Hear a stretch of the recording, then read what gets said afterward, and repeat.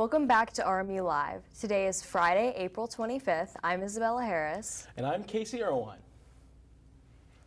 After Russia launched an airstrike on Kyiv yesterday, President Donald Trump took to his social platform to tell Russian leader Vladimir Putin to stop. He said, quote, "I am not happy with the Russian airstrikes on Kyiv.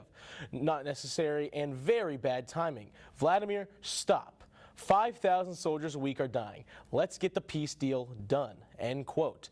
This rare criticism of Putin from the President of the United States comes after an hours-long barrage of missiles and drones on Ukraine's capital. At least 12 people were killed and 90 were injured in the deadliest assault on the city since last July. Trump's frustration is growing as the U.S. effort to get peace agreement between Ukraine and Russia has not made progress. Some of U.S. allies are alarmed by the framework of President Trump's administration's push to end the Ukrainian war and the framework. It includes, quote, proposes significant sacrifices from Kyiv, including U.S. recognition of Crimea of Russian territory, and Ukraine ceding large swathes of territory to Russia, end quote. Washington may be briskly passing the idea of a ceasefire in order to end the conflict as quickly as possible. President Trump is having a surprising unifying effect in Canada. Voters say their upcoming national election will be a turning point in their relationship with America, as tariffs and insults have resulted in a surge of patriotism. John King reports. The Trump effect on Canada's election cannot be overstated. You see more Canadian flags now, more of these signs too. Federal elections here are often defined by East versus West, urban versus rural, English versus French, liberal versus conservative.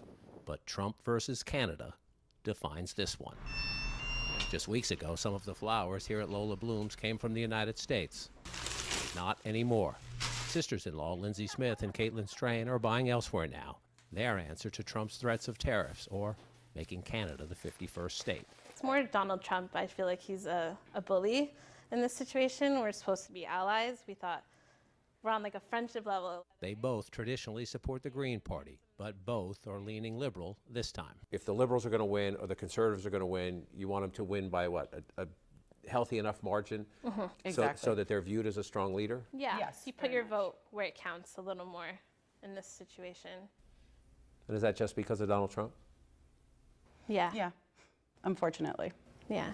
Canadians see this as much bigger than who gets the most seats in Parliament and gets to pick a prime minister. It's about spending more in the military, buying local, finding new markets and new partners, dropping any thought the ruts with Trump can just be smoothed over. I put up a flag myself. I never thought I would put up a Canadian flag, but I think when it comes down to crunch time, Canadians really gather up. Toby Gorman is an environmental journalist and author, and a pickup hockey player in the Canadian Beer League. Just push it. Gorman says he is hardly alone here in rethinking everything. We're just sick of him. You know, and it's only been 3 months into the term. It's, you know, he's going to annex us. He wants to crush us economically. I think at first it was kind of like losing your best friend, where it's like, you know, what just happened? Like, what's happening? But now I think we're at the point where it's like, well, we can move on. That's a big shift. Great, need a puck. This election defined by the belief Canada and the United States are suddenly more rivals than neighbors. Suddenly, no longer skating in the same direction. Back at the beginning of the year, conservatives held a giant 25-point advantage, and they said this race should be about the cost of living and about ending nearly a decade of liberals in power. But heading into the final weekend, liberals now hold a modest edge. Their candidates making the case to Canadians that standing up to Trump should be their #1 issue. Thank you, John. We will see the eventual response that Canadian citizens end up having towards the United States. Defense Secretary Pete Hegseth is denying all allegations of sharing sensitive information involving military airstrike. 3 higher-up Pentagon officials were put on administrative leave following the leak investigation. Hegseth explained he's only here to do one job for the president and the American people, and saying, quote, "I don't have time for leakers and I don't have time for the hoax press that peddles old stories from disgruntled employees," end quote. Earlier in the week, Elon Musk told investors that he'll soon step back from his role overseeing the Department of Government Efficiency, or DOGE as he calls it. This is in response to the continuously dropping numbers of the company Tesla, of whom Musk is the CEO. In the first quarter of the year, Tesla's profits fell 71% from the same period a year ago. And this is driven by a sharp drop in sales. And since Musk took control of Tesla, it has grown from a tiny firm with just one model to a company that sold almost 1.8 million vehicles last year alone. However, in a recent CNBC poll, 47% of the respondents view Tesla negatively, while only 27% view it positively. With Musk stepping back from DOGE, he hopes to turn those numbers around. The White House stated on Tuesday that anyone who has refused or failed to pay their federal student loans could have their wages, federal pensions, and tax refunds garnished. White House Press Secretary Caroline Leavitt told reporters that the Trump administration has full intent to go, quote, after those who don't repay their loans instead of placing burdens onto the taxpayers.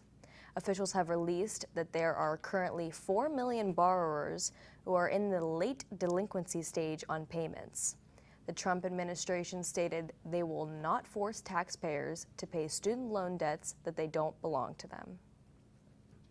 The Department of Health and Human Services, along with the Food and Drug Administration, announced on Tuesday a series of eliminating 8 artificial food dyes and colorings from America's food supply by the end of next year. HHS Secretary Robert F. Kennedy Jr. stated that along with agencies will work the food companies to remove dyes from synthetic dye as commonly in everyday foods such as ice creams, cereals, and yogurts, and many well-known facts. The food companies are said to be voluntarily willing to remove these dyes. A U.S. cardinal accused of mismanaging clerical sexual abuse has been listed as playing an official role in the ceremonies to close Pope Francis's coffin and his burial. Cardinal Roger Mahoney, the retired Archbishop of Los Angeles, is among a group of 9 cardinals and a small number of priests and bishops set to take part in the rites, which will include the Pope's burial at the Basilica of Santa Maria Maggiore.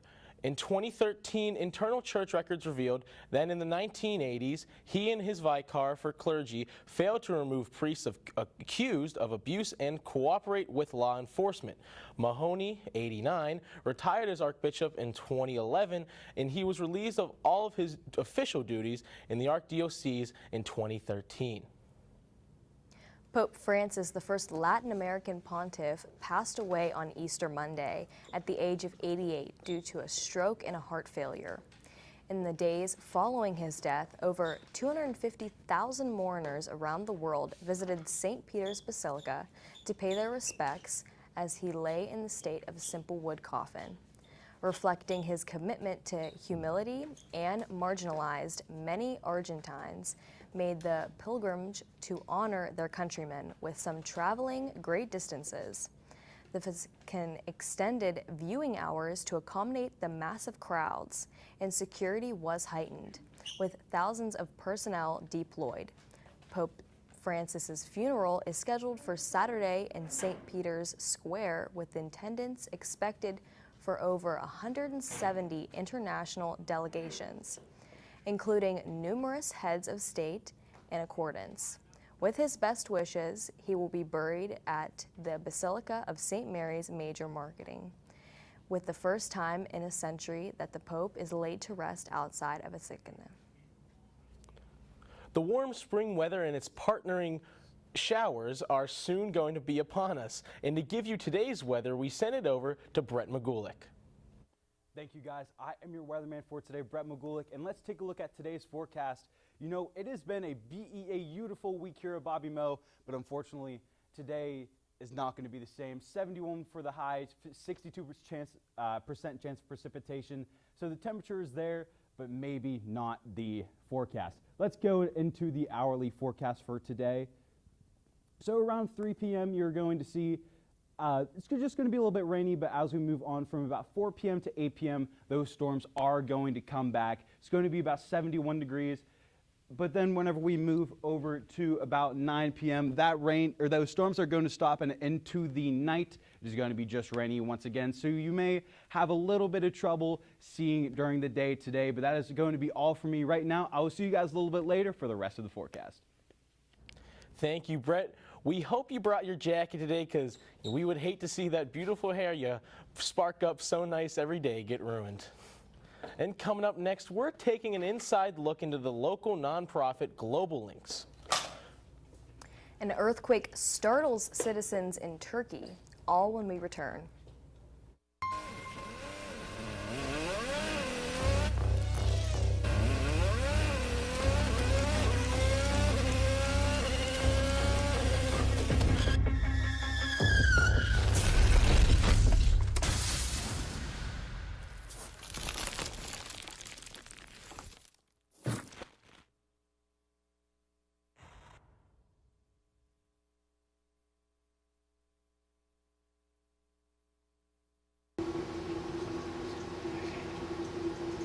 Thirty.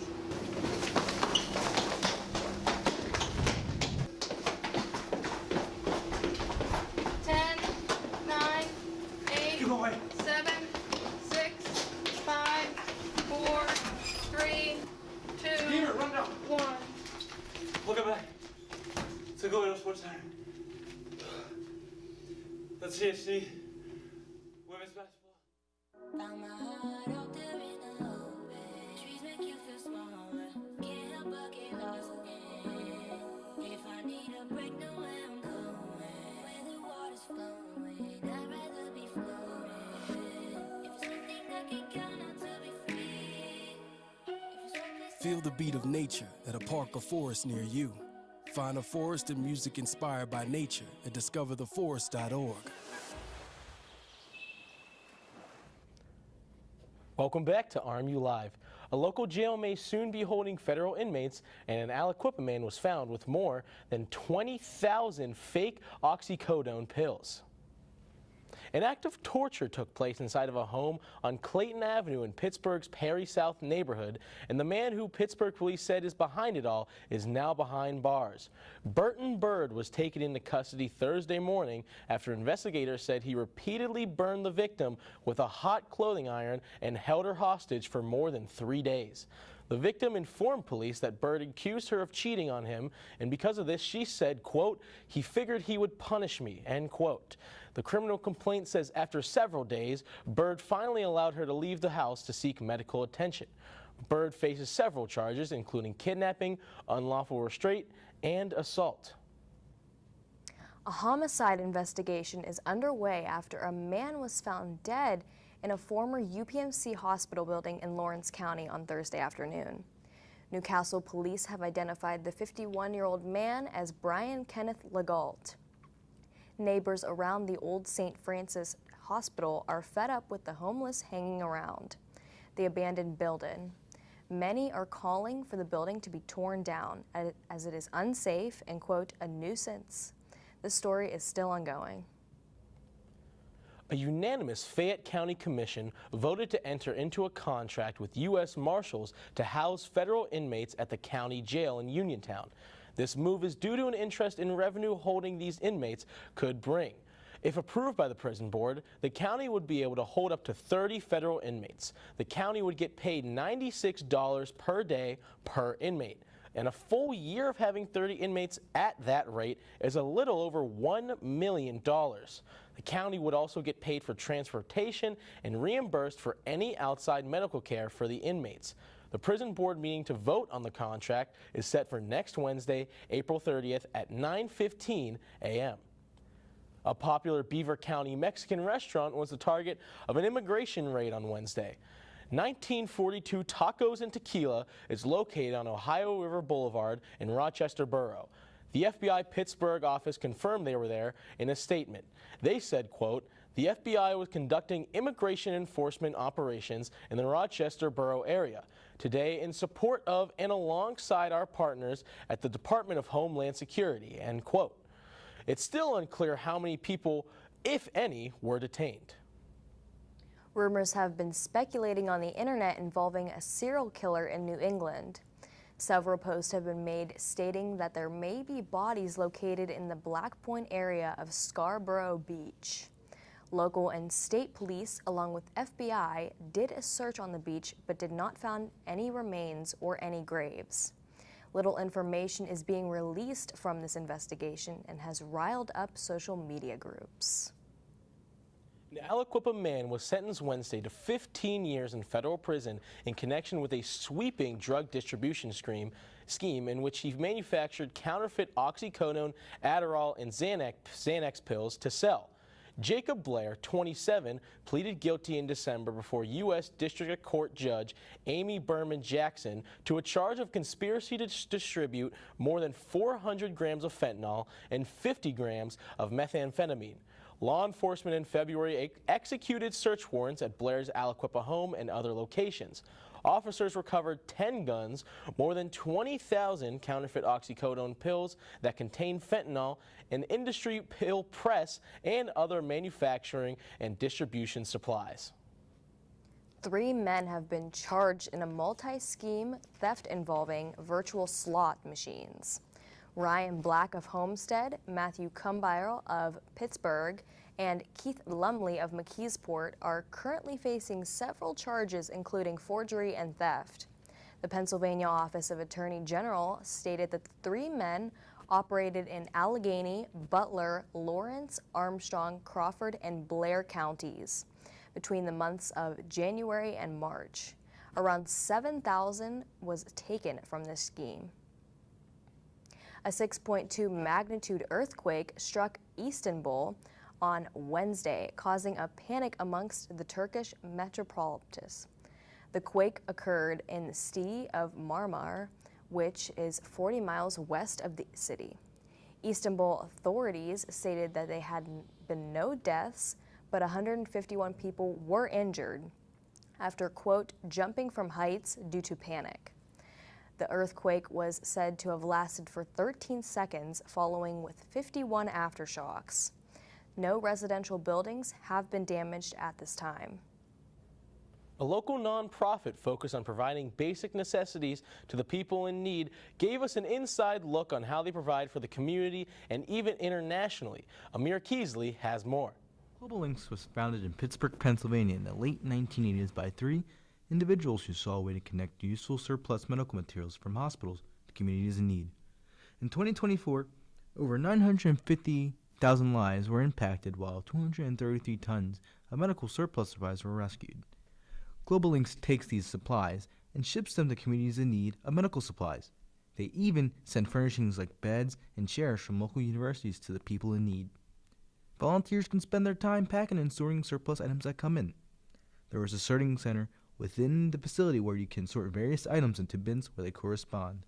Students can also get involved in this sorting process.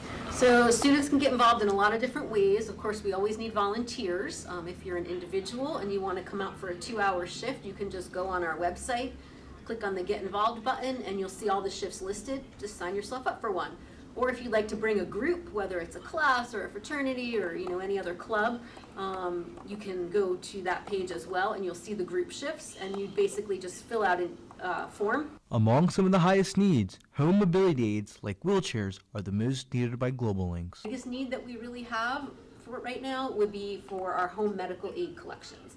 And so people often have different items that they no longer need, whether it's like mobility aids or medical supplies or just a bunch of different things. And we want to keep them out of the landfills. We want to, if they're still in good condition, we want them to come to us where we can clean them up and fix them up as best we can and get them out to partners both locally here in the Pittsburgh area. When broken mobility aids come in, they are fixed up by one of the wheelchair wranglers who come in and repair the wheelchairs before they are sent to communities in need.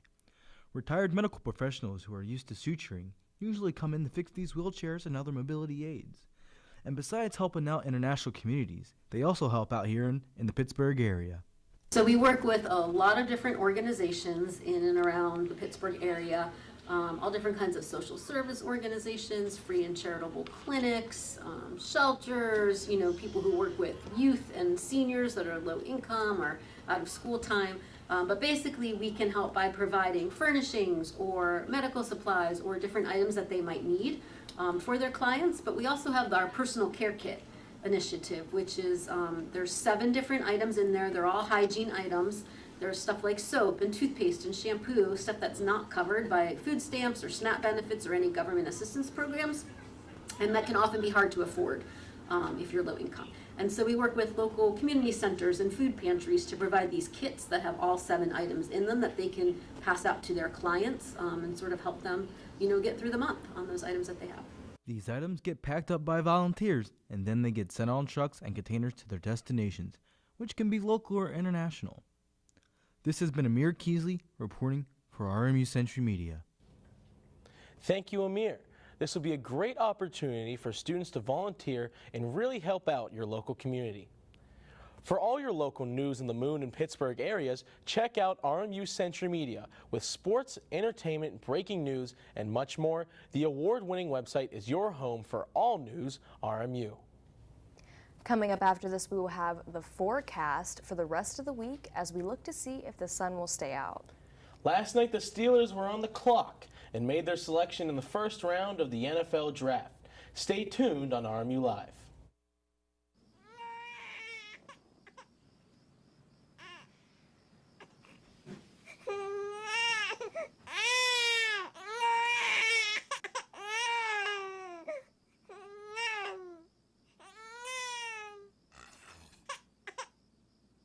If you love them enough to suck the snot out of their nose at 4 a.m., then surely you'll check NHTSA.gov/the right seat to make sure they're in the right car seat. Today, we face an unprecedented crisis. Tens of millions of refugees have been forced from their homes. But you can make a difference. Turn disruption and despair to hope and opportunity. Even small amounts make a big difference. Provide shelter, support, or jobs in your community. The more we understand, the greater sense of belonging we create. Act now. Visit supportcrisisrelief.org. I don't want to talk about it.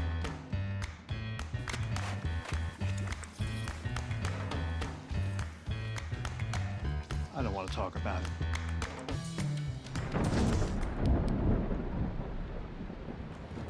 Families don't have to talk about everything, but they should talk about how to plan for an emergency. Get tips and resources to make your family's emergency plan. Welcome back to RMU Live. The weather has finally been warmer, but the RMU softball team has been even hotter in their recent games. Could warmer weather finally be here to stay? We're going to send it over to Brett to hear what this week's weather has in store. Oh, hey, did you miss me? Well, I missed you as well. So tomorrow, let's take a look at the forecast for tomorrow. It's going to be a high of 64 and a low of 40. Tomorrow is going to be pretty rainy in the morning, but into the afternoon and the rest of the day, it is going to be clear. Let's move over to the 5-day forecast to take a look and see how the rest of the week is going to look. On Sunday, it's going to be beautiful. Can't stress that enough once again.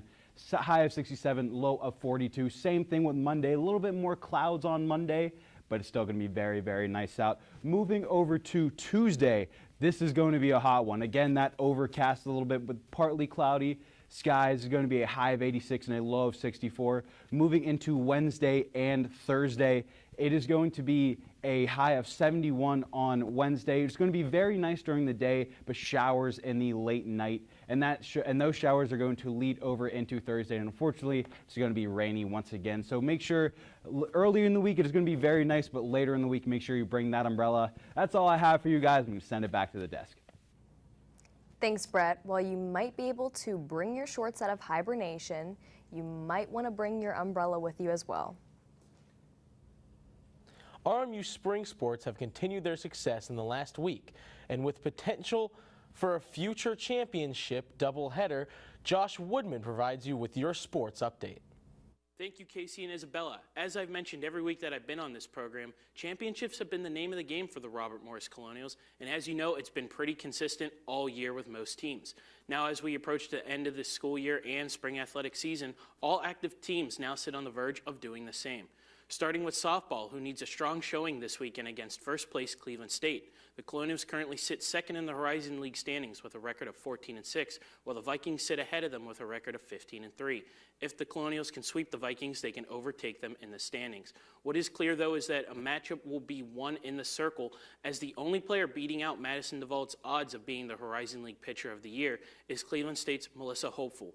The Vikings pitcher currently leads the conference in ERA and strikeouts, having struck out 157 batters this season. DeVault's season is also no slouch, as the senior leads the conference in opposing batting average and sits second in categories like ERA and wins this season. With the stage set, it looks to be an exciting matchup to watch against the reigning Horizon League champs. The Colonials take on the Vikings Friday and Saturday, with all games being held in Cleveland. Moving over to the undefeated NEC leaders, men's lacrosse, who coming off a win against Cleveland themselves, now find themselves on the road.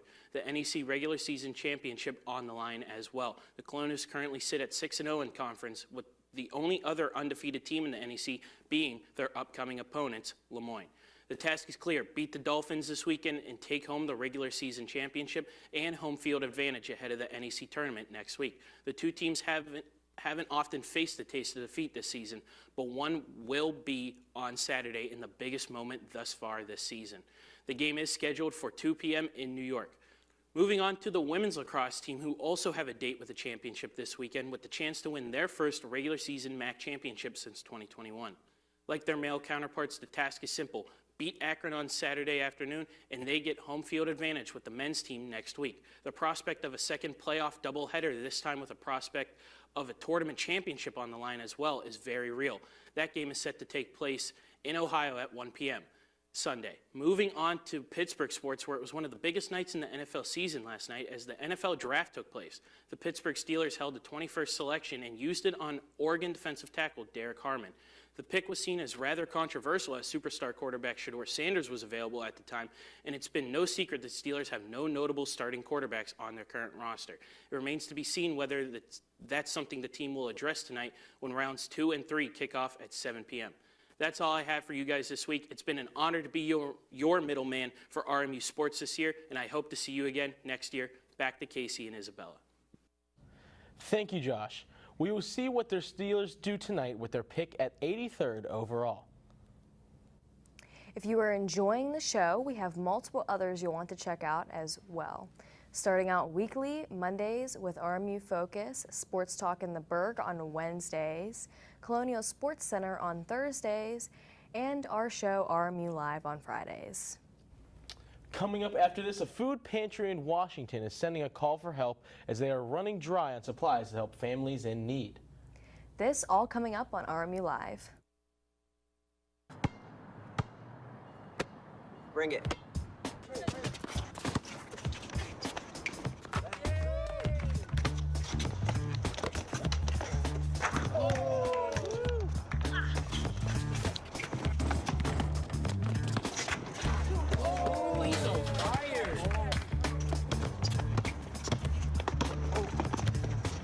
Time out, guys. I'm late to dinner. My mom's gonna kill me. Catch you guys later.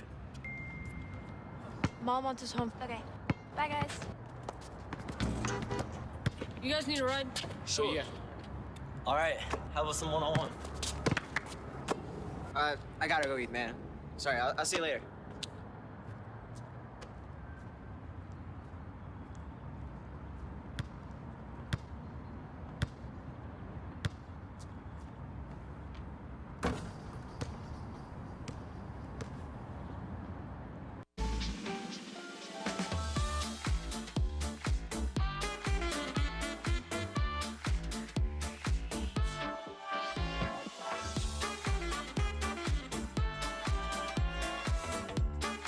Before we celebrate the freedom most Americans have, we must fight for the freedom all Americans deserve. Because all lives can't matter until Black lives matter.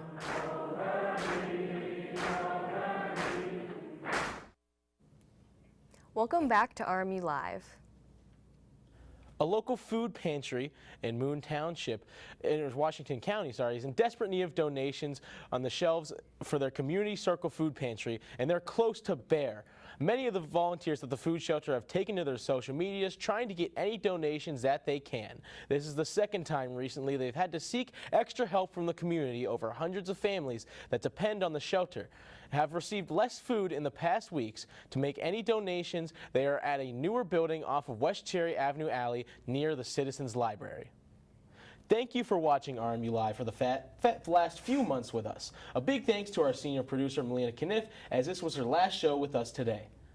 We hope you have a wonderful weekend and a great summer, and we can't wait to get back in action this fall. Goodbye.